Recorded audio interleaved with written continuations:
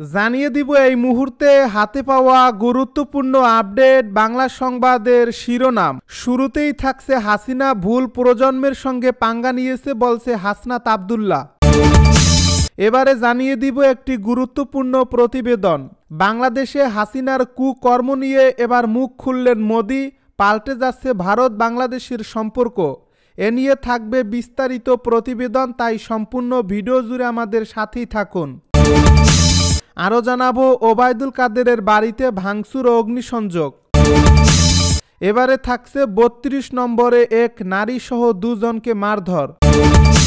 সব শেষে জানিয়ে দিব যশোরে শেখ মুজিবের সব ভাস্কর্য ও শেখ হাসিনার নাম ফলক ভাঙচুর। শুনছিলেন হাতে পাওয়া গুরুত্বপূর্ণ আপডেট বাংলা সংবাদের শিরোনাম, এবারে বিস্তারিত।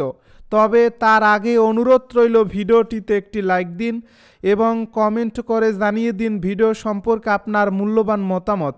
আরও জানিয়ে দিন ভিডিওটি কোথা থেকে দেখছেন বা কোন জেলা থেকে দেখছেন। হাসিনা ভুল প্রজন্মের সঙ্গে পাঙ্গা নিয়েছে বলছে হাসনাত। জুলাই অগাস্টে হত্যাযজ্ঞ চালিয়ে ভারতে পালিয়ে যাওয়া বাংলাদেশের সাবেক প্রধানমন্ত্রী শেখ হাসিনাকে হুঁশিয়ারি দিয়েছেন বৈষম্য বিরোধী ছাত্র আন্দোলনের আহ্বায়ক হাসনাত আব্দুল্লাহ। তিনি বলেছেন, হাসিনা তুমি ভুল প্রজন্মের সঙ্গে পাঙ্গা নিয়েছো। বৃহস্পতিবার নিজের ভেরিফাইড ফেসবুক আইডিতে এক পোস্টে এ মন্তব্য করেন হাসনাত আব্দুল্লাহ। ছাত্র সমাজের উদ্দেশ্যে বুধবার রাত ৯টায় শেখ হাসিনা ছাত্রলীগের ফেসবুক পেজে লাইভে এসে বক্তব্য দেবেন বলে প্রচার করা হয়। এ ঘোষণাকে কেন্দ্র করে গতকাল দিনভরই সামাজিক যোগাযোগ মাধ্যমে চলে উত্তেজনা। বৈষম্য বিরোধী ছাত্র আন্দোলনে অংশ নেওয়া অনেক শিক্ষার্থী ও অনলাইন অ্যাক্টিভিস্ট ফেসবুকে ধানমন্ডি ৩২ অভিমুখে বুলডোজার মিছিল এবং মার্চ টু ধানমন্ডি ৩২ কর্মসূচির ডাক দেন। এদিন বিকেলে ধানমন্ডির ৩২ নম্বরের বাড়িটি গুড়িয়ে দেওয়ার হুঁশিয়ারি দিয়ে ফেসবুকে একাধিক পোস্ট দেন ইনকিলাব মঞ্চের আহ্বায়ক ও জাতীয় নাগরিক কমিটির সদস্য শরীফ ওসমান হাদি। এ ফেসবুকে নিজের ভেরিফাইড ফেসবুক অ্যাকাউন্ট থেকে ধানমন্ডি ৩২ নম্বর ডাক দেন বিদেশে অবস্থানরত অনলাইন অ্যাক্টিভিস্ট পিনাকি ভট্টাচার্য। তিনি লেখেন, থাকবে না ৩২, থাকবে না ৩২, ইনকিলাব জিন্দাবাদ। বাংলাদেশের হাসিনার কুকর্ম নিয়ে এবার মুখ খুললেন মোদি, পাল্টে যাচ্ছে ভারত বাংলাদেশের সম্পর্ক। বাংলাদেশের সাবেক প্রধানমন্ত্রী শেখ হাসিনার শাসনামল নিয়ে এবার প্রকাশ্যে মুখ খুললেন ভারতের প্রধানমন্ত্রী নরেন্দ্র মোদি। দীর্ঘদিন ধরে ভারত বাংলাদেশ সম্পর্ক ঘনিষ্ঠ থাকলেও সাম্প্রতিক সময়ে মোদি প্রশাসনের অবস্থান পরিবর্তনের ইঙ্গিত মিলছে।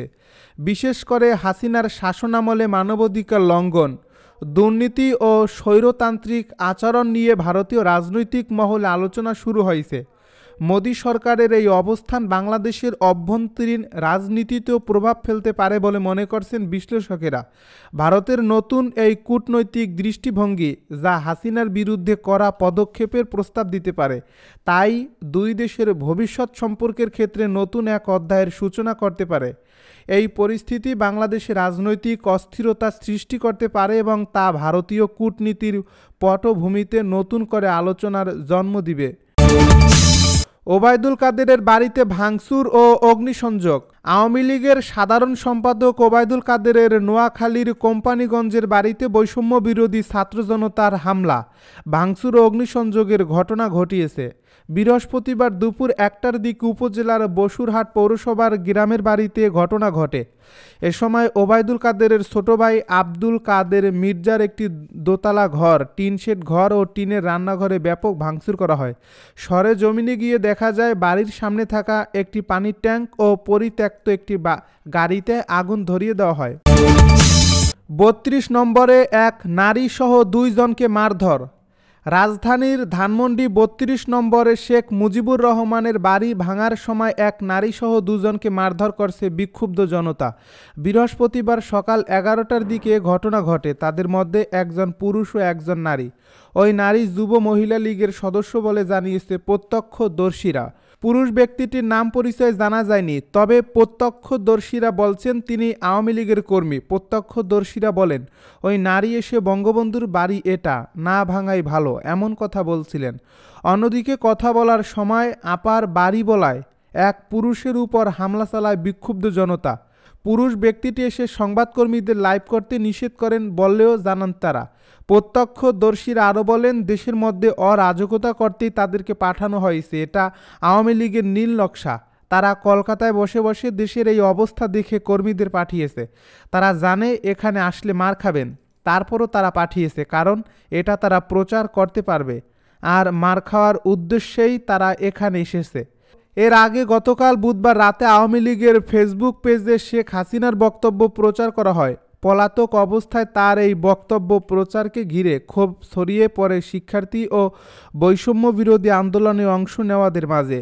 দিনেই ঘোষণা দেওয়া হয় শেখ হাসিনার বক্তব্য প্রচারের সময় ধানমন্ডির ৩২-এর বাড়ি বুলডোজার দিয়ে গুঁড়িয়ে দেওয়া হবে। রাত ৮টার দিকে দলে দলে শিক্ষার্থী ও বিক্ষুব্ধ মানুষ ধানমন্ডি ৩২-এর দিকে যেতে থাকেন। ফটক ভেঙে শিক্ষার্থী ও জনতা ভবনের ভেতরে প্রবেশ করেন।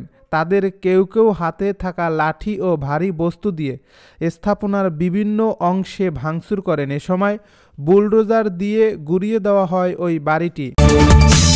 যশোরে শেখ মুজিবের সব ভাস্কর্য ও শেখ হাসিনার নাম ফলক ভাঙচুর। সাবেক প্রধানমন্ত্রী শেখ হাসিনার অনলাইনে ভাষণের ঘোষণা দেওয়ার প্রতিবাদে যশোরে 7টি স্থানে শেখ মুজিবুর রহমানের ভাস্কর্য ভাঙচুর করা হয়েছে। এছাড়া শহরের বিভিন্ন সরকারি দপ্তরে শেখ হাসিনার নাম ফলক ভেঙে গুঁড়িয়ে দেওয়া হয়েছে।